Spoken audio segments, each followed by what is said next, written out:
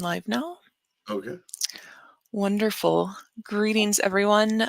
We're going to give everyone a few moments to join us and log in today. Welcome.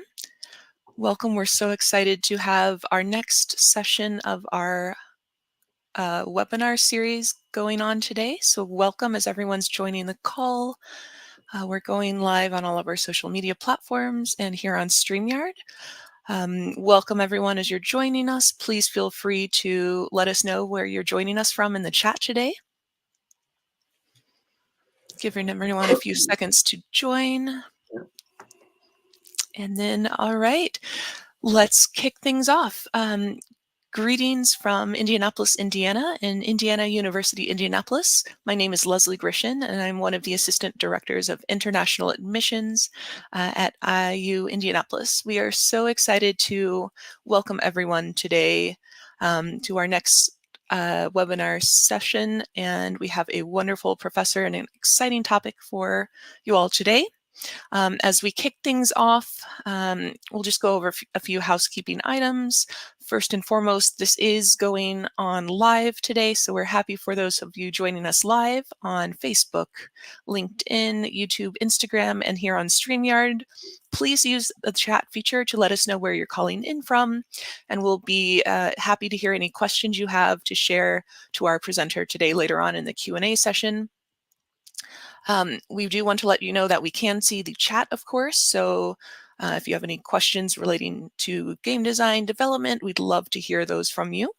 After the call wraps today, we will be sending out the certificate of participation. So as we move through the presentation today, stay connected with us. We're excited to share more during our call, but after the call, and stay connected with you as well. So we'll start things off by sharing a little bit more about Indiana University, Indianapolis, and we'd love to have you connect with us to learn more about any programs you're interested in studying here in Indianapolis, Indiana. And we'll just go through that a little presentation, and then we'll get to the bulk of our conversation today with our wonderful topic. So here we go. So let me share a little bit more about IU Indianapolis. We are an urban campus right in the heart of downtown Indianapolis, Indiana, the capital city here in Indiana in the Midwest of the United States. And as some of you may have heard, we were previously known as IUPUI, but we're excited to become IU Indianapolis in the fall of 2024. We're going to be changing our name, but all of our wonderful programs here, including in the Luddy School of Informatics, Computing, and Engineering, will remain the same. And we are building out that foundation to train the next generation of innovative leaders here in Indianapolis, Indiana. So we will have some changes around campus, but of course our Division I athletics will remain the Jaguars, so go Jags. We have so many, we are a big sports city in Indianapolis, and we're always excited to check out those basketball games, etc. A little bit, though, about our campus. So for those of you who may not be as familiar with IU Indianapolis yet, our campus has a total student population of about 30,000 students, and we're really happy to welcome students from all over the world to study at IU Indianapolis, along with our Hoosier students and from almost all 50 states. We do have more than 100 countries represented on campus right now, and it's always especially during our orientation and welcome weeks, it's beautiful to see everyone coming together and getting excited about starting their academic programs. We are a mid to large size university by many US standards. And so even with about 30,000 students, we are happy to share out that the majority of our class sizes are still under 30 total. In fact, it can be a little bit smaller depending on your major and program. And we do have a 13-to-1 student-faculty ratio. So students at IU Indianapolis have the ability to connect with their professors, cohort, classmates, and really dive into their academic studies. Where I am located on campus within the Office of International Affairs, we have a strong team in place to welcome our international students and help encourage you to settle into your community and new campus here in Indianapolis. So we have professional staff providing support throughout your degree program. And that does include welcoming you to campus at the beginning of your program, a comprehensive orientation and welcome services. So from the moment you arrive in Indianapolis and start your program all the way through graduation and even to OPT options and beyond graduation as an alum, we want to make sure we stay connected, help with answering any questions you may have, and so on. Our office also focuses on cultural adjustment. We have a wonderful peer mentoring program for students. More information about that will be on our website. And we are currently accepting applications for fall 2024. I'll share the link at the end of my presentation today. So if you're interested in fall 2024, our applications are live right now. And then we will have more information for future applications cycles, including 2025, coming very soon. We have multiple strong programs, actually more than 300 academic programs on our campus. We offer undergraduate degree programs, graduate level programs, professional programs, and more. So we encourage you to check out our website. You can see our full list of program options and even dive a little deeper to see what courses would be part of that program.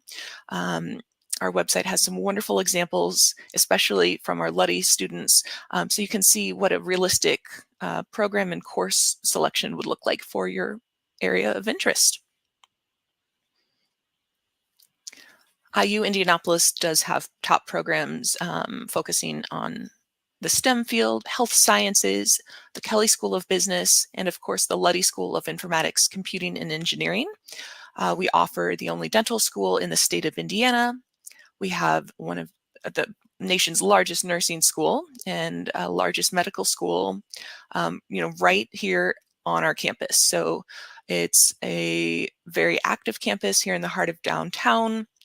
We are home to the Biohealth Informatics Research Center, growing AI Institute, and more. We have quite a lot of research available on our campus, and students, even from their undergraduate programs onward, are able to help professors with research projects, etc. Our location, though, is a great benefit to our students. We are right in the heart of downtown Indianapolis, the capital city, about the 16th largest city in the United States. Indiana is known as the crossroads of America because of our great location and easy access to so many other big cities. And we have a wonderful international airport about 10 minutes from campus where students can fly in and then easily get to campus from there. We are about a 15-minute walk from all of the amenities in our downtown area, including top businesses, many internship opportunities, cultural events, sporting events, and more. So please check us out on our website and online. We have a lot going on in Indianapolis. It's a real benefit for our students to be in such a capital city with a thriving economy, and it helps with a lot of internship opportunities too.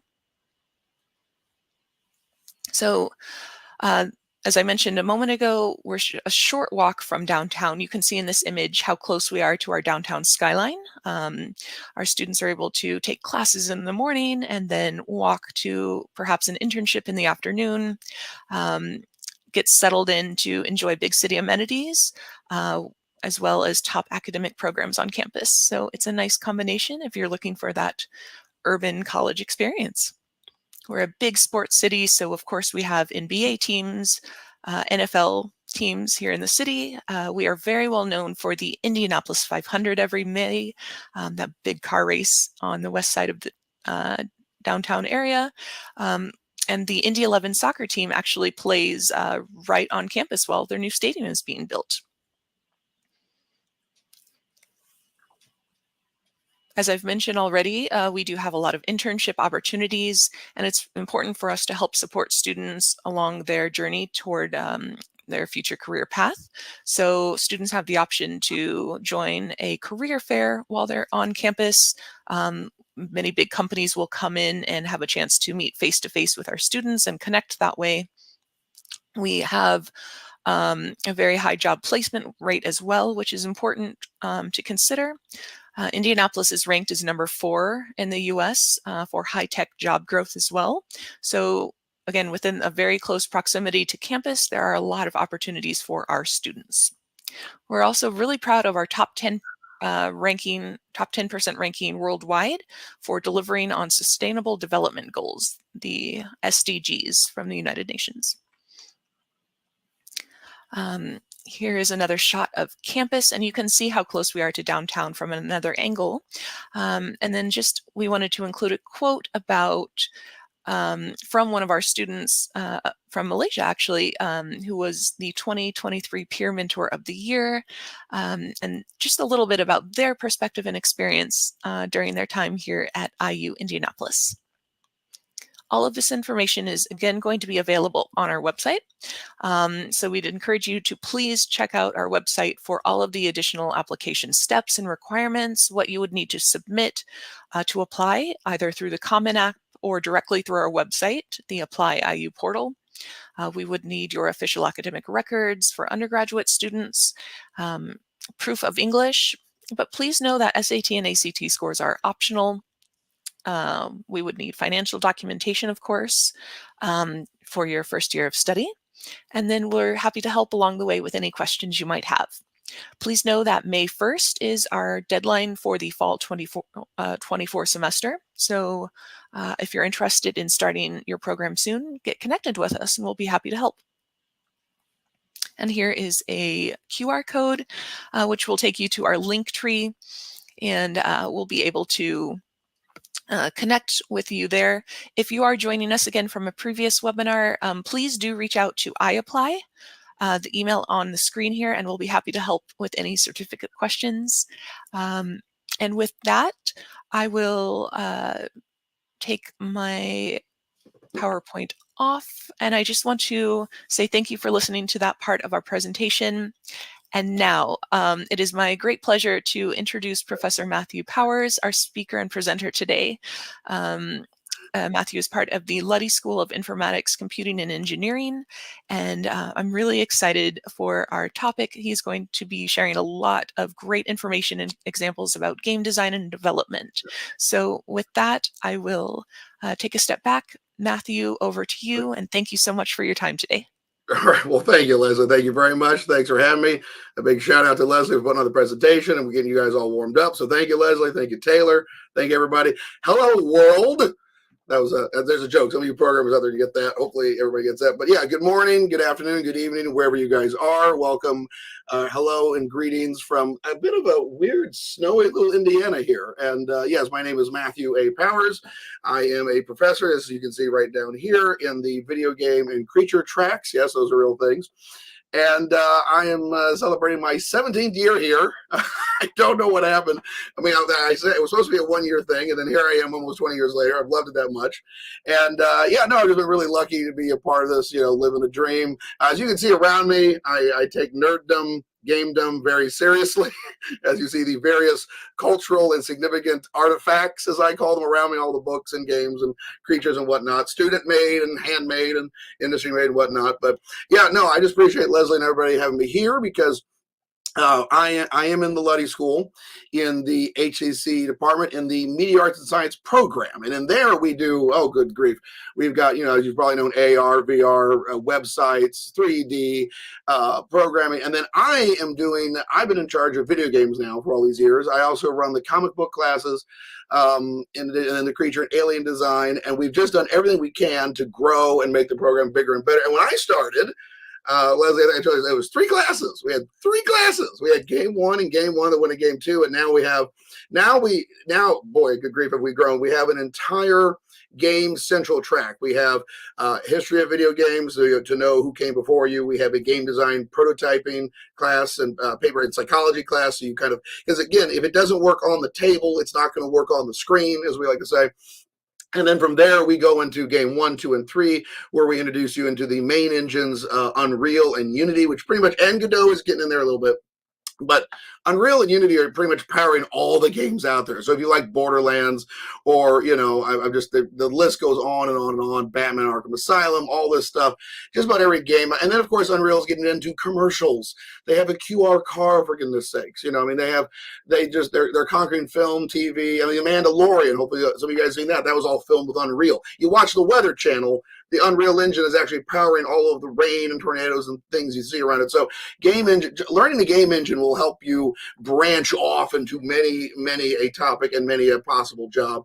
And then we go into game 2 and 3, which is Unity. And then we have a publish or perish class where you literally have to put a game, and hopefully I have time to show you 1 or 2 of those, online, get a social media following, produce it, get it out there, get people to play it, and then that leads into independent study and capstone, where we've had many students make their games either board game, or TTRPG, which we'll talk about here in a minute, or card game, video game, and get out there to the world. We've had people use Kickstarter, for goodness sakes. One time, a lady raised $6,000 for a project, another lady raised $10,000 for a project. So it's up to whatever you guys, because hopefully if you're out there, I assume would you all love to have 1 semester or 2 where you could just work with your friends on anything you wanted. That's our capstone program, which is what I also run. And then, so on top of that, we've branched out into all kinds of new programming and what we call the left brain, left track stuff. And then we've also branched into the right brain, creative design and development together like that. We're just now celebrating. And Leslie knows, I don't know if I told you, we just got a grant last year. So Travis Foss, my compatriot on this, who is the left to my right brain here, he got 2 classes on just gameplay programming. If you take the basic programming classes, you can then take his intro and intermediate, and then you can get even down deep into what program will make for the best game experience you can possibly have. And then since paper prototyping and other games are having a renaissance since the pandemic, I'm teaching a class now on TTRPGs, D&D, Pathfinder, Call of Cthulhu, aspects like that, because it's a $1.87 billion industry out there. My girlfriend's trying to be a professional DM, GM. I have several students that are actually making a living on Twitch, other places running that. And for those that aren't familiar, I'm talking about things like Critical Role, Dimension 20, places like that. So we're trying to encompass as much and all of the sphere as gaming as possible. And then for you very, serious-minded types out there too, we do serious games. One of the things I'm really proud of right now is we've been working with the Navy. Yes, we're working with the U.S. Navy. We have a game production class. It started off as an augmented reality game class for Gen Con. That's the other thing I'll tell you, Leslie, too. We got all the sports, and we have all the nerds, because we have Gen Con, which is the world's biggest gaming convention, traditional gaming, role-playing, all that stuff. We had, it was almost 100,000 people last year. They're going to be here for the next couple of years. They take over downtown, so we're nerd strong. And that started with them, and it evolved over time. So this class, we've done a game for a door company. We've made a game on anxiety. One time we had a little girl who was 10 years old who had survived stage 4 cancer, and we took her characters and turned them into 3D prints, a comic book. Our students worked with her, and then we turned that into a game. So that was just it was heartbreaking and amazing, and she was an amazing person and client. And then from there, we've done a bunch of other things. And then over the last 2 years now, we work with the Navy. The Navy has a much younger workforce, one that's a little bit it's a little bit harder to get people to engage in these really big, thick, giant documents. And so we made a game last year, sorry, getting a bit over cold, called The Mystery of V Island, where we they have a system called the MBSC engineering system. And it breaks things down from this, down like a V like this, then builds it back up. So we turned that into a game. And they wanted it to be 16 bits and pirates. So a bunch of pirates crash on an island and their ship breaks, and they have to learn the engineering system to repair the ship and then get off of it. So it's really bizarre and fun at the same time. We had about 20 kids working on that. And then right now, we're working on a game where a Navy ranger, a Navy space ranger, has crashed on a planet, and his radar is broken apart and stolen by all these aliens, and he has to go to different cultures and different alien groups. And we're not talking Star Trek. We're talking really wonderful, bizarre, nice aliens, like the ones around me here. And then you have to learn about the radar, learn about the alien cultures and people, get the pieces back and put it all together. That's also in 8-bit, and I was going to say, we do love the 8-bit around here, just so you know. I'm sorry. We love the pixels. We have a lot of pixel artists. And the reason I'm saying all that, guys, is to let you know that all of that is, those are all possibilities that you can engage in. All right? Everybody comes in thinking they can't do this. They take the intro classes, and we grow. We don't just throw you deep in the pool. We're gonna help you. It's gonna be tough, and I'm gonna challenge you. You got to put up with me and Travis, a few others, and but our job is to help you get a job and to really train you in the game arts. I've been a proud nerd my whole life, and it has been just an honor to watch people who have come to the system, haven't known anything, then they start making. They either program or draw or design or writing. I mean, that's the thing about gaming too, is it's all inclusive.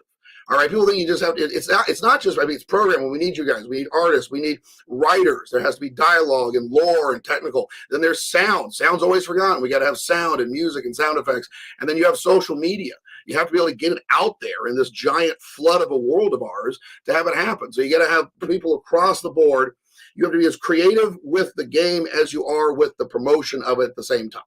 So we try to get it so that by the time you leave, you know where you would fit in a game company or your own company. Excuse me. And then you would be able to, and also work with others, because every artist who knows a little bit of programming is going to be a godsend to programmers. And every programmer who knows a little bit of art is going to be able to be a godsend to artists so they can communicate backwards and forwards. We don't want to be in a silo in any way. All right. So that's a big open thing. So yeah, there's this, I'm sorry, that's a bit long, but that's the brief of it right there. So I was going to show you guys a couple of things today.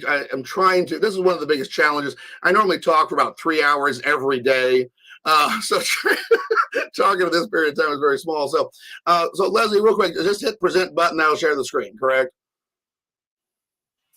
Yes, correct, Matthew. So present, and then you'll be able to share your screen, and I'll help you with that on my end. Check here. Yes. Okay. There we go. I want to make sure it all runs as smoothly for you guys. But as you guys can see, all right, let's see. Sorry, hold on. I'm moving this around. Sorry, just a second, guys. Oh, there you go. Sorry.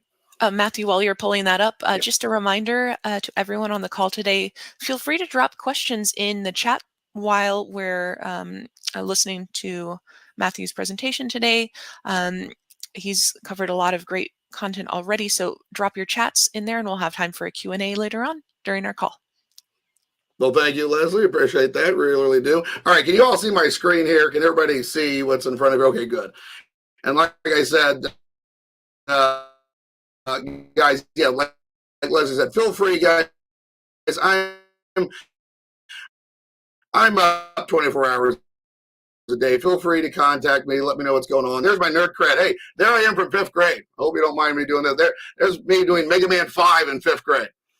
So yeah, see you guys again. So if you got any drawings or writing or poems, there you go. There's me in 5th grade designing games for Mega Man 5 across the board. I did thankfully get better, by the way. And that's one of the things we do. Like I said, one of the other things we try to teach you guys is to expand your mind. These are some of the creatures that I've drawn and put together with our creature class. We try to make, guys, you can't have your creations be as flat as the paper or the screen they're on. When it comes to your characters, your game, your culture, your items, your background story, you want to be able to have a good visual style, and it can be anything, that hooks people, but then it's going to be the story that keeps them. So you can see here that I'm quite serious about, coming in here and showing you guys there's a little bit, there we go. Yeah, there we go. You guys can see that we really try to experiment with form, with design, and what you can see here, we try to apply towards games, everything along those lines right there. So I just want to give you a little bit background of that. And then the other thing I wanted to tell you guys too is that I am a big proponent of the movement known as Games for Good. And I don't know if anybody is, and I'll show you this one here real quick. Years ago, we really believe in a lot of client work. So we actually designed a series of games with the Vectron Energy Company.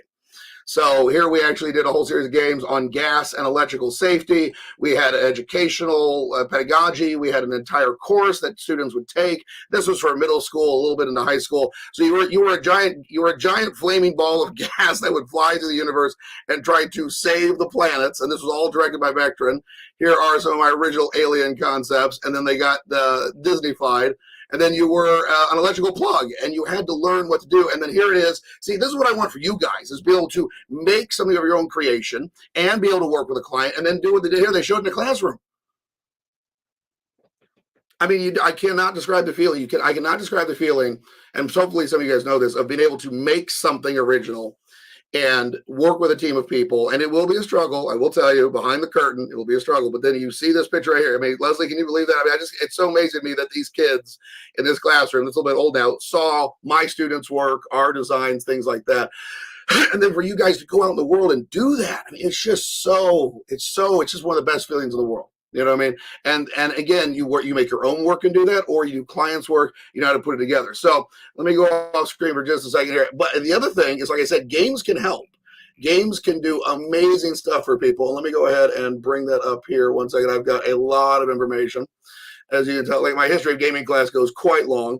But yeah, here it is. I'll show you guys this. So this is what I challenge my students to do. And I'm not making it full screen so we don't lose the connection, Leslie, so we keep everything going on. But yeah, Games for Good, if you guys don't know that, Games for Good is got kind of an unofficial movement where you actually make games to help people. This is coming out of the University of Florida, started in 2001. This is Snow World. And this is a game where they literally will, they have these burn victims, with first, second, third degree burns. And one of the problems, of course, is changing bandages, right? I mean, because the bandages are, adhere to the skin. It's very painful.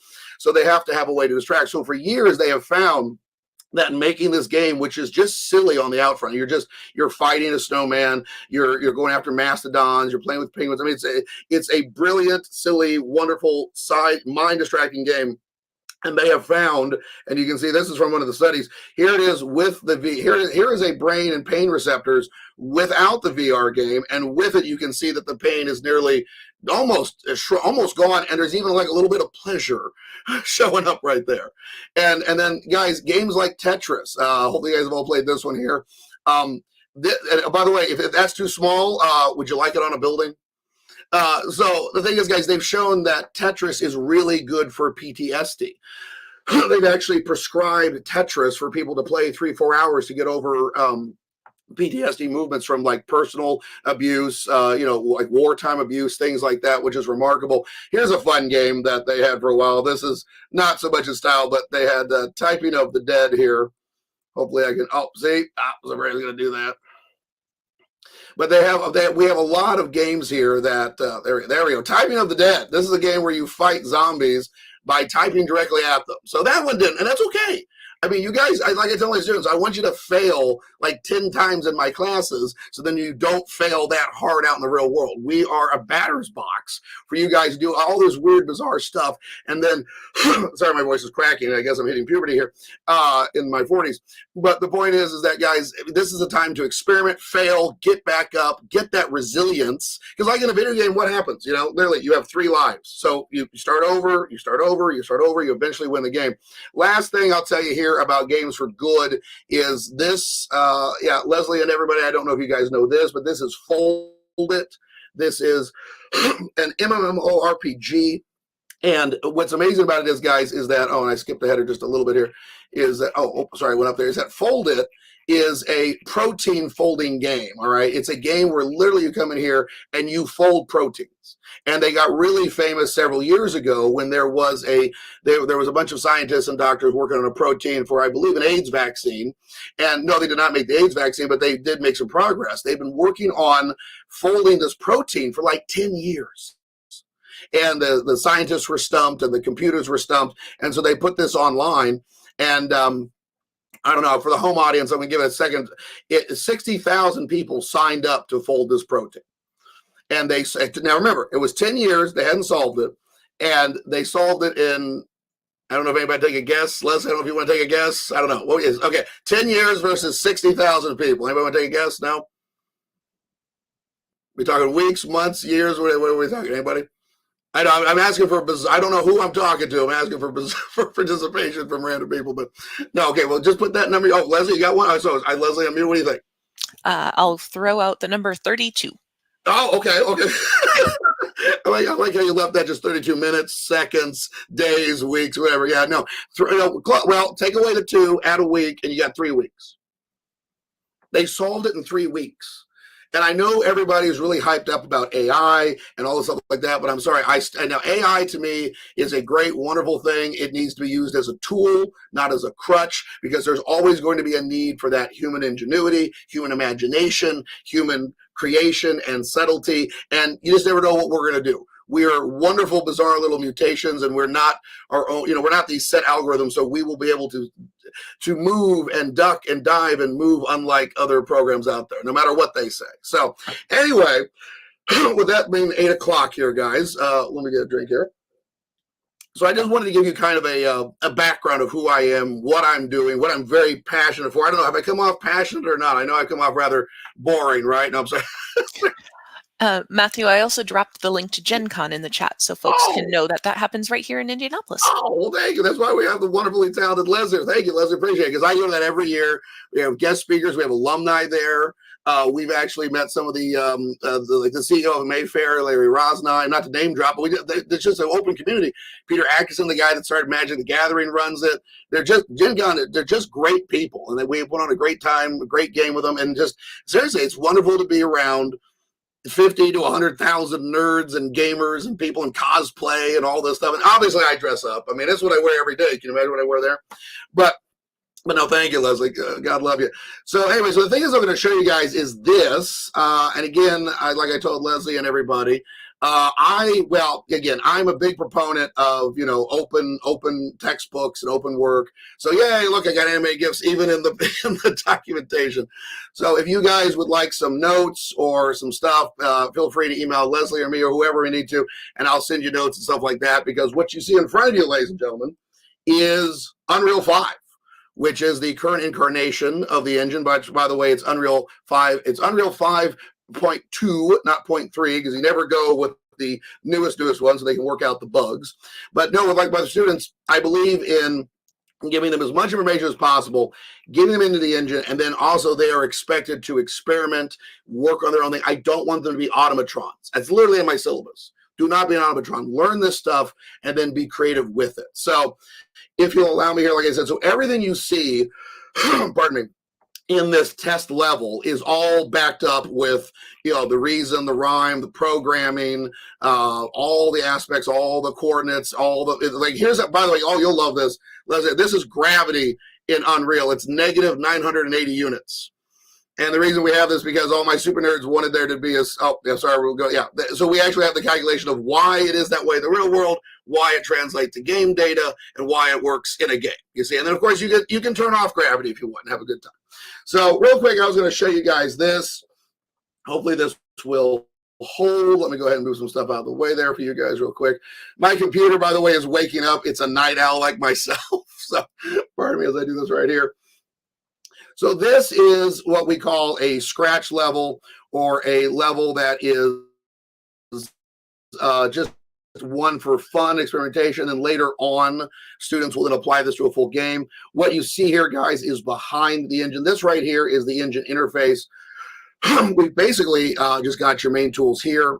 You have your in-game engine stuff here. We have our outliner of what we're working with. We have details. And then down here, what most importantly, is our content stuff that's been brought in from the outside. So if you've made something in Maya or Blender or ZBrush, or a sound or a material, or even you've programmed a code snippet, you can bring it in here and mess with it and do stuff like that. And game engines are a balance between you and the machine, between what the machines can make and what you can make. Just keep that in mind. It's always more insane sounds made by class. So Leslie, here we go. I'm going to hit play. I'm going to show you guys some of the things in here that we've done, and then I can show you a little bit behind the scenes of how it's made. So give it a second here as it works itself through the system here. But again, it's as simple as this, guys. And again, what you're looking at, guys, is honestly what professionals look at. So if you're working on a car commercial, you're working on, a game engine, you're working on a film, this is the interface that you guys would actually have throughout the entire piece. So bear with me on that, as again, you can see it's a very heavy, it's a very, very heavy engine on this thing. So I've hit the play button, and Leslie, just so you know that it is thinking. So my apologies for the pause in the aspect here. So is there any, again, I'm going to fill the time. I know how to do that while it's waiting. Again, this is one of the things you learn with technology is patience. So are there any questions or any comments right now that I can address while this is hopefully working through the system? Oh, sure. And just a note from my end, this is great. This is showing the reality of what a game designer goes through. So this is really good perspective, Matthew. Oh, there we go. Okay. Well, that's good. Thank you. That's a good time. Hopefully, there we go. All right. Now, yeah, perfect. Sorry. So let me try to maneuver her around. Yeah, that's a little bit chunky, but yeah. So this is our lady robot, which is the new default model. Over here is what we have two different particles. Okay, we have a sparks particle, and we have a, as you can see, a little geyser particle. Those are made out of the same. Seriously, those are made out of the same white sphere material, but with a little bit of programming and a little bit of artistic twist, you get two different, completely radically different effects. And then over here, and by the way, you'll see I can actually kick this around. There we have a traditional moving platform. This I'm most proud of. This is a random box generator. So as you guys can see there, what's happening there's a single spawn point, and every single second of the game, which is actually measured in delta seconds, you guys look that up. Give you some homework here for you guys. There is a box created. It is a different size and shape on the X, Y, and Z coordinates, and it has gravity applied to it. So remember that gravity I showed you? So we're applying normal Earth gravity to it. Then what happens is that it falls down, and that is a separate aspect here. This is the conveyor belt. Oh, sorry, yeah. Oh, sorry, that horrible sound effect, sorry. So that conveyor belt will move anything, and then, yes, we have the wind music. That's the wind music at the end. So you go through three particles here, and I'll get out of that for a second. Some people just woke up for real. But so you literally have a random generator. You have the boxes hitting the platform. It moves, you know, creatures, people, items, and then you go into the win condition, which is down there. And if you look, those boxes are self-deleting after a few seconds. And why is it important to self-delete? Because you'll have a Chuck E. Cheese ball pit and a clogged game in no time when that all comes together. You see that, guys? So that's what those are power-ups. When I touch them, you'll see that we have a little bit of an explosion. You'll see some particles, and now my character is going to be moving so fast that the camera cannot keep up with it. And then this right here, guys, can anybody guess what that is? I'll just let you guys say it at home, but this is your traditional jump pad. So I hit this and whee! So that is all in the engine right there. Now let me go ahead and back up just a little bit here. I will show you guys how that is. So let's just look at the jump pad for a second. All right, so there's the jump pad. I can click on it like this. And yeah, and then we can go over here to browse to asset. And then here's my jump. My jump pad is actually is a physical blueprint. Now see, in Unreal, there is line by line C++ programming, which is great, which is awesome. But Unreal and Unity recognize that there are many ways to learn art and programming and sound and writing. And so you can either do line by line programming traditionally, or you can do blueprint, which is visual node programming. So for a lot of our artists, they may not understand, or not have the best acumen with line by line by line, but they can start to map together different nodes. And again, it's all a shape and color language. It is, every different shape means something. Every different color means something. The ports in and out mean something across the board there. And yeah, I'm trying to get that over for you guys so you can see the guts of the system right there.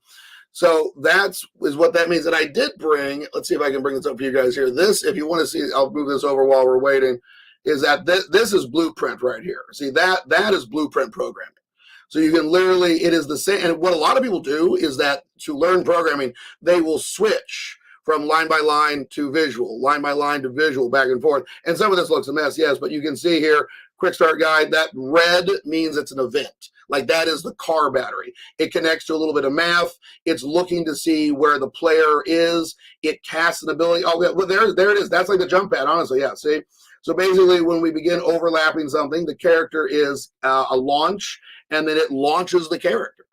That literally is, the irony of that, Leslie, is just amazing. The chance of me clicking on just some of the jump pad code is remarkable. But that is, and again, you can go back and forth, back and forth. So you can be a really great programmer with multiple different styles. So let me just see if I can still get that to work or not.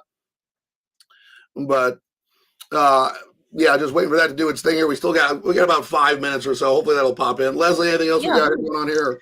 Hopefully, absolutely. So I do see a question in the chat from Daniel. Thank you, Taylor, for answering. But Matthew, just FYI, Daniel was asking, how long does it take to gain proficiency in Unreal Engine? Well, that is a great question, and that is, well, they won't like the answer too much, but that it is variable. because the thing is, it depends on it depends on two things. How much time are you willing to put into it? And then what is your own skill level? And some people learn very fast, some people learn very slow, and there's no shame in that. The only thing that I want people to do is to learn at their pace. If you take a while to do it, then take a while to do it. If you learn super fast, fine, but learn to balance. So, okay, it's coming up, by the way. My other screen just went blank, so hopefully you guys can still see me, right? So the point is that, we've had kids that come in the lab for 5 minutes and they learn it pretty well, or most of my kids will devote as much time as they can. I mean, the main thing right here the main thing, honestly, is that we only have you for, only 2.5 hours a week on a particular topic there. And I like to call those, they're classes, but they're anchor points. They're anchor points on this thing. So I do expect students to be able to come into class, share ideas, talk, discuss, work. I show them these lectures, I show them this stuff. And then it really is to how much how much are you willing to put into it outside of class, and then come in next week with something new? Because you have to be able to have time to learn the basics, and then you have to be able to give your mind time to absorb it, to let it gestate, and then once you've understood it, then be able to let it expand and experiment with. Okay, so again, I've got it coming up, Leslie, by the way here. I'm moving it over, hopefully you guys can see me. So this is inside that. So but I want to finish that question. Guys, just know that you want to learn your style of learning. You want to know how you learn best, because there's like 15 different styles of learning. You want to communicate with your professors, communicate with your team members, and then find your niche, your niche, whatever word you prefer, and then just work within that, and then try to expand. If you are slow, then just work on getting a little bit faster. I know so many game employers are like, look, if the kid is just willing to dedicate and put time there, we can work on the speed. If they're willing to dedicate, they're willing to come in. But the other thing, guys, is don't forget, a good game is like a good life. It is balanced.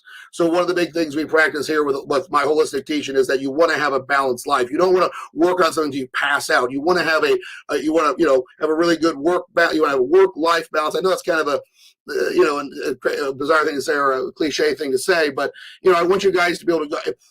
I want you guys to be able to have as much fun and enjoy college as much as you're working hard. We went to GDC, which is the Game Developers Conference, many, many years ago. I'm going there. I'm speaking there this year because, like I said, we got the D&D class. I'm speaking there as a speaker with Travis. And one of the big speakers at the time was like, if you're going to do a game about sword fighting, learn how to fence. If you're going to do a game about, flying an airplane, learn how to fly an airplane, because you are delivering experiences to other people. So you should give yourself those experiences to make it that much more authentic. If you spend all day long in a basement, you're not really authentically giving them that much of an experience as you're trying to do. Does that make sense? That's the whole thing. So real quick here, guys, just to show you that one jump pad, which is green here, this is the viewport, which is literally just the physical object. But this is a physical class blueprint. So it is literally like living, breathing, three-dimensional programming and art put together, which is every game. So this is the object here. We can come in here to the various aspects here. We can change its principles and properties. Let's see if I click on it here. You'll see that I can change the size and shape of it. I can make it really oval. I can make it very, very thick. I can put a pattern on it. I can make it animate. If you don't like that basic asset color, we can click on that and then change it to whatever the computer will allow me to change it to. Okay, I guess we'll make it metal. We'll see what happens there. But again, it depends on your aesthetic and your art choice. And so, now it's a tuna can. It's a can of tuna. And then in between, we have construction script, which is a good script to be able to communicate back and forth and do some behind the scenes stuff. And then this right here is the modern day version of that. So you'll see here that we have an event. It says event actor begin overlap. So when an actor, i.e. the player or an object, overlaps this object, we are casting or delivering, and I'm being very vernacular, very basic with this, but it's a third person character. So we are casting an ability to the blueprint of third person character. And what are we doing? The launch character. So right now we're launching the character on a Z axis of 1,000 units per whatever they're going to measure. Now we can launch them X, Y, and Z. We can make it like a bouncing pad. We could put 2 or 3 together. One time I had a game, Leslie, everybody, where the guy just made it so that you couldn't play the game. You just bounced on things the whole time. And then we had a game one time where the guy went into a giant sphere and he just bounced around like it was fun. It was great. It was bizarre. It was wonderful. And like I can come in here real quick and I can change that to 9,000. Well, let's do. Hopefully, you guys get the Dragon Ball Z reference. Over 9,000. Hopefully, some of you guys get that. So I'll do that, and then over here, I'm just going to compile the code, and then honestly, let's go ahead and cut that out, and let's see if this works. I mean, I might take a second. I know it's 8:15 here, Leslie. We're gonna. Oh my God! Look. Oh, there. It's working with us. Yay! I'll come over here and take a shower. Take a flame shower there. Now this is going to be nuts. Now that here we go. Let's see what happens. As soon as I touch this, oh my God, there we go. All right, now we're airborne, everybody. We're airborne. So yeah, and I'm going to fall off the screen. Oh, I think I killed the system. Oh no, I'm still. Oh no, the system paused. Yeah. Yay, there goes our level. Okay, and we died. So that might be a good place to cut it off right there. I mean, to show you guys. Oh, I was going to show you one other thing. One other fun thing, by the way, too, is like, and I showed this to Leslie and Taylor and Erica the other night. Like I said, let's see if I can bring it up here, guys. If you go to stuff like, and the engine just has so much to explore. One of my favorite things here is landscape. Let's see if we got that. I'm taking a chance, Leslie. I'm rolling the dice. I'm rolling the dice here. But anyway, I was going to show you guys landscape mode because again, a lot of games have landscape where you make hills and valleys and things like that. And I think she's just a little bit cranky this morning, but that might be good. I'll see what happens here. That might be a good place to stop. I'm going to hit the unpresent button here, right, and then. Oh, sure. Well, we can also leave it on the screen and see if it. Okay. Here we go. I didn't know if we had questions. Okay, well, sure. We'll just do this while we take questions. And there we go. That is the grid, by the way, guys. That is the landscape grid. And look, it's saving itself. So watch this. So that right there shows you what you can make. You can make this bigger, smaller. By the way, you'll notice down here where it says fill world. Don't do that. Can anybody guess why you don't do that? It's because you'll turn into Minecraft. It'll just make it forever and ever and ever. Your computer will then catch on fire, and you won't have one. I'm teasing, but it'll just be procedural generation. But we'll just hit create here, and bada boom, bada bing. It's going to fill this in. By the way, that grid is known as a height map. It is literally a beautiful bit of mathematics that was created back in the 60s.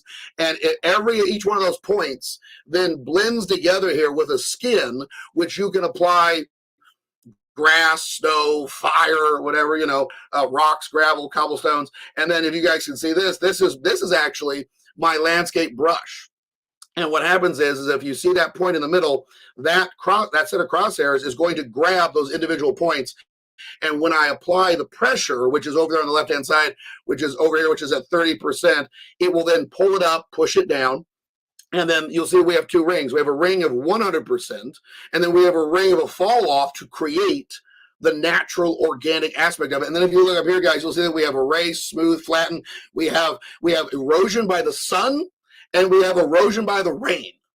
And you can actually change the rain amount. But here, guys, here's what everybody cares about. If I come in here and I just start moving this around, oh, look, you're like a small god. You come in here and I can make some nice rivers. I can actually make some nice hills. I can do all this across the board there. And then let's say that I want to erode it. I'm just going to erode it a little bit here. It's going to have a nice smooth effect. Or let's just make a plateau. Everybody's a fan of plateaus. So I'm just going to, there we go. Just make a nice little plateau across the board. And I'll just erode it some more. See, and then I'm going to try one last thing here, Leslie, and I'm open for questions. Or I'm open for questions as I do this. I'll just make and talk at the same time. Oh, but sure. You can see here, guys, and by the way, the Unreal Marketplace has a lot of stuff you guys can buy. We buy stuff as a school every year, and we put it in the engine. We let students use it for free. So I'm going to try to put a material on this so we don't have – and by the way, if you ever see a game that has that kind of gray checkerboard pattern, that means they haven't filled it in. So the one great thing about learning about games is that way you can recognize what other people have done and not done. So you get to see behind the curtain. You know what I mean? So anyway, I'm going to let that chug for a second. Leslie, it's 8:19. I am open for questions. I am open for business here. What do we got? Wonderful. Well, everyone, please drop your questions in the chat box, and I'll share those out as I see them coming through. The first one I see right now is from Manish. Could you please explore the internship program opportunities involved during the game design course for students? So what types of internships programs are available, any particular examples of internships from current or past students that you could share with us? Well, yes, that's not totally my department on that in that regard. I will tell you that, to be honest, but we do have a lot of that going on. We have a wonderful staff and internship program. During our capstones, we have many people that have come back from different companies. Oh, sorry, my computer just. By the way, I'm waiting to see if this should turn green or something at one point. By the way, we'll see what happens. Mhm. But yeah, no. We heavily encourage internships. One of the things I do when I go out to GDC is I try to speak to recruiters, from Ubisoft, and then stuff's going on there. Ubisoft. I've talked to people from Activision. We've had people do a lot of West Coast internships. Also, there's a lot of local internships. I know people have done stuff, I believe, with Plow Digital, which is a local game and entertainment and just overall just great company. So I'm trying to think of any offhand. I know people want to list when I know there's the internship office with which they can contact, see the full list, and it is very competitive. I mean, it is very competitive on this.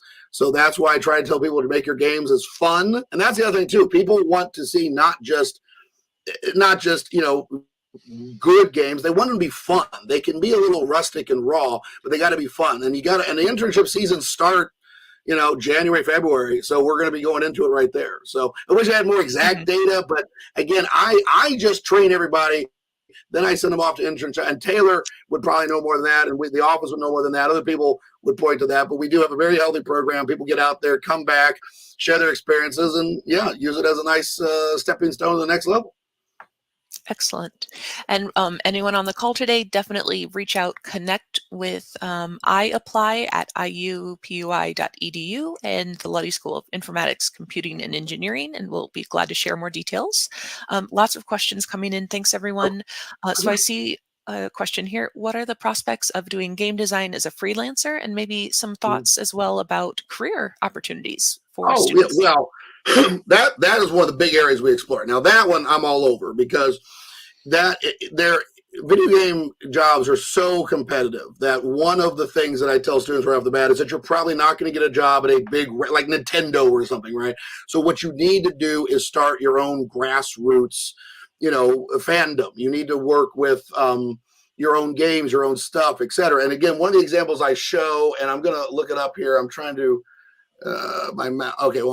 my mouse is a little bit more frozen on this thing too, but there's a game called The First Tree. There's a GDC talk from about 2019 called The First Tree, and it is one of the most amazing talks I've ever heard, and it's from a guy who literally had a full-time job as a graphic designer. He was married, he has 2 kids, and he made a game over the course of 18 months, and he had a policy called no 1% day.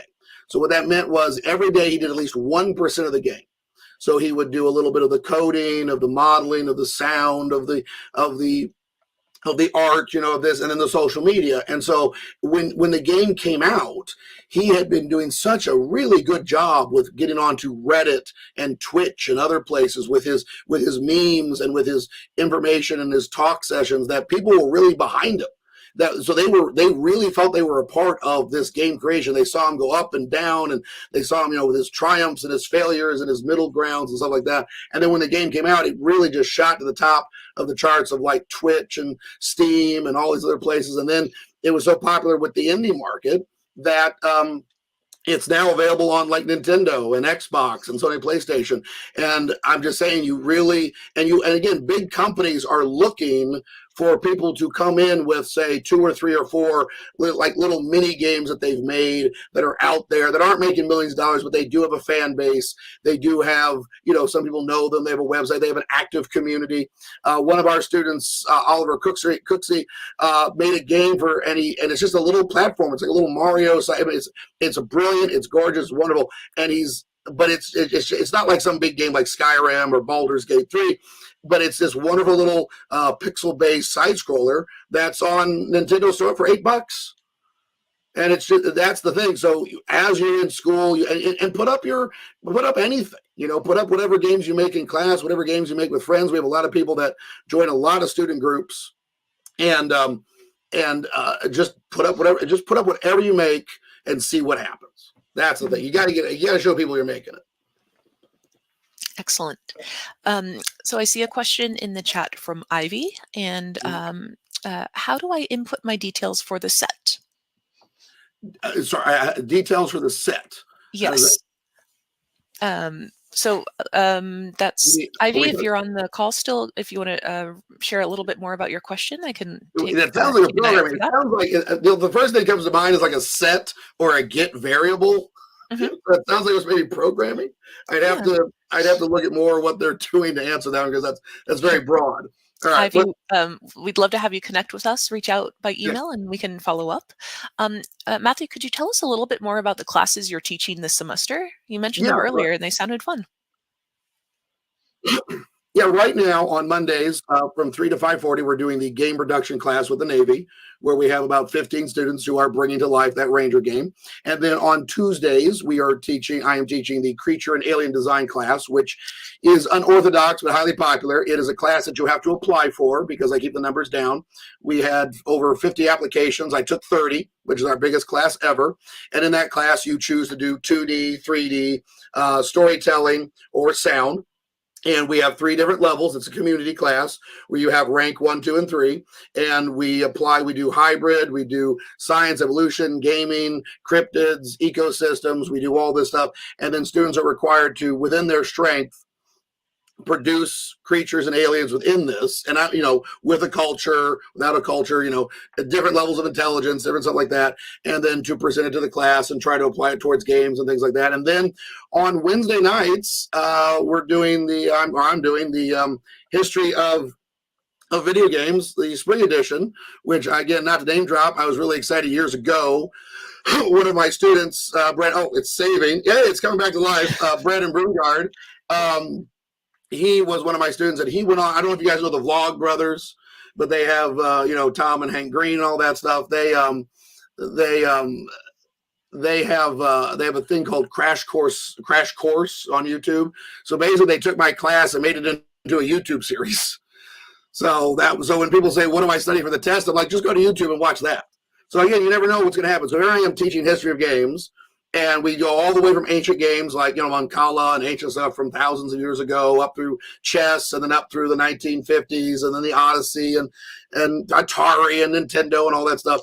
And we do all that, and then literally have a student who then becomes my boss, and then takes the class that we did, turns it into a thing, puts it out there for everybody to see. So it just is remarkable. So and then I also have about 15 independent studies and capstones. So I'm working with people throughout the week then with their own personal projects. We've got comic books, games, creature design, 3D stuff, just AR, VR, whatever. That's mostly Zeb's area, but I've got all kinds of just random people doing random, wonderful things for our capstone show, which is April 26th. And that's where we're going to have like 100 people present to the world what they're making. Oh, that'll be exciting to check out. I do see another question here. So I'll read through this. What level of programming is involved in game development, if any? Also, does game development and design involve the teaching of the publishing and promoting of the game itself? Maybe by programming, I think they're talking about code and coding aspects. Yeah, no, so when it comes to the programming aspect, you can come in knowing nothing. That's what you come in right off the street.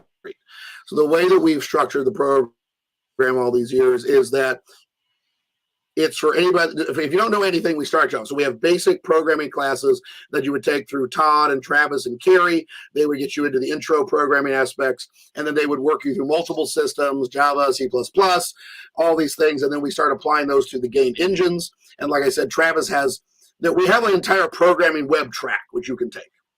And then you can split off from that into the game programming with Travis. And then you would then come into the main game track, which would be Travis and I, and you would apply it to this. So you would be required to do, if you're a programmer, you do visuals. If you're a visualist artist, you do some programming. And then we just slowly, crank it up. You have your intros, and then you have your gameplay classes. Then you have game 1, 2, and 3. And then your independent study and capstone. And also we've as you probably know, the Luddy School just absorbed computer science. So we now have them at the ready. So then if you really want to deep dive into programming, we have got computer science literally on the third floor right below us. And you just go over there. I've had people, and even before they were, part of the Purdue and everything, people would take my classes, take their classes, go back and forth. And so there was just a nice inner exchange of ideas. And then, the publishing is where I want to make sure that you guys can do this, but when we get to the 300 and 400 level stuff, that's where we start to work on it. Advanced game, I have every week, we have heavy sessions on like Twitter or X, whatever you want to say. Screenshot Saturday is one of the world's most popular gaming hashtags, where you literally have professionals and indie people showing off all their stuff. So I do require my students to make GIFs and memes and to post it works in progress, to have social media pages, to have, TikTok, YouTube, Instagram, all the basic stuff. And by the time you get to the upper levels, you can specialize in that. And even Matthew, just want to check. Can you hear me okay still? We've been talking about maybe making that more of a tractor. Not, but Matthew, just checking. It sounds like there's a little bit of a lag. Hope you can hear me okay. Okay. Leslie's still out there? Yes, I'm still here. So I just, we are getting close to time. I hope you can hear me okay, Matthew. Oh no. Well, yeah, I'm checking my, one thing, guys, it looks like Unreal is taking over. So I just want to jump in really fast and say such a big thank you to everyone joining today. We hope that you'll stay connected with us and reach out with any questions we haven't gotten to yet. We're so happy that you've been able to join us, Matthew. I'd like to end on one final question that I see here from Daniel, and I think it's a great question to end on. What would you say makes a beautiful game, Matthew? Oh, Lord, it's a wonderful. By the way, can you still see me, by the way? Yes, okay, I can hear you much better. Everything's gone blank on my screen. I'm attempting to shut down. I think that world was too much for everybody. I'll wing it here. It's totally fine. Oh my God, what makes for a beautiful game? Well, see, that's the problem with gaming, is that it's so subjective. Some people will love Mario. Some people will love Baldur's Gate. Some people will love Call of Duty. Some people will love, tic-tac-toe. I mean, it really, my favorite game is not somebody else's, etc. So to me, a beautiful game is a game that can just, a beautiful, sorry, it's such a wonderful question. I'm trying to think of a good definition here. A beautiful game is a game that, regardless of style or programming or mechanics, engages the player, makes them separate themselves from the world for just a little bit, really engages them, and creates their own sense of fun. And fun is like the soul. You can't quite define it. You can't quite see it. You kind of know it's there. Everybody has a different one. And so to me, a beautiful game is a game that when you're done, you are happy, sad, angry, you're frustrated, you're overjoyed. You have a range of emotions. You've had an experience. You've felt something. And then after a brief pause, you want to play it again. You know what I mean? That's me. The games that bring you back, like I love World of Warcraft. I love all this stuff. And yet, sir, I'm trying.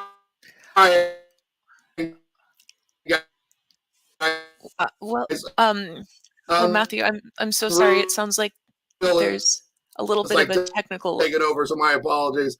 All good. I think that we are at time, so we may need to wrap today, but we hope everyone who's joining us will connect, get in contact with the wonderful folks at the Luddy program in the Office of International Admissions as well. Matthew, I just want to say a big thank you for all of your sound advice and perspective you've shared on the call today. And to everyone listening, thank you so much for joining us. We look forward to hearing from you. And please join us next month on our next webinar session. We're Yeah, so hopefully you excited to guys can stay hear me. Sorry, yeah, connected. my computer is, I think, having a bit of a small attack or something. Oh, all good, all So, good.